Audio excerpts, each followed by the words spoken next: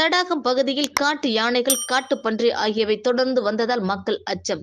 கோவை மாவட்டம் தடாகம் சாலை திருவள்ளூர் நகர் Palaniappa lay out பகுதியில் நேற்று இரவு சுமார் 10 மணி அளவில் வனப்பகுதியில் இருந்து வெளியேறி 4 காட்டு யானைகள் இப்பகுதிக்கு வந்துள்ளது.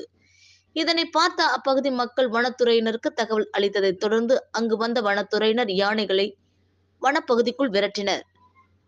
யானைகளை விரட்டிய சிறிது நேரத்திலேயே அங்கு ஒரு காட்டுப்பன்றியும் திடீரென வந்ததால் அங்கிருந்த தெருநாய்க்கள் காட்டுப்பன்றியை துரத்தின.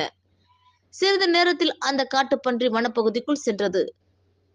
இப்பகுதியில் ஒரு வாரத்திற்கு முன்பு சிறுத்தை ஒன்று கோழியை பிடித்து சென்ற சிசிடிவி காட்சிகள் வெளியாகி இருந்த நிலையில் அடிக்கடி வன விலங்குகள் இரவு நேரங்களில் வனப்பகுதியில் இருந்து வெளியே இங்கு வருவதாகவும் வனத்துறையினர் இப்பகுதியில் கண்காணிப்பு பணிகளை தீவிரப்படுத்த வேண்டும் எனவும் அப்பகுதி மக்கள் கோரிக்கை விடுத்துள்ளனர்.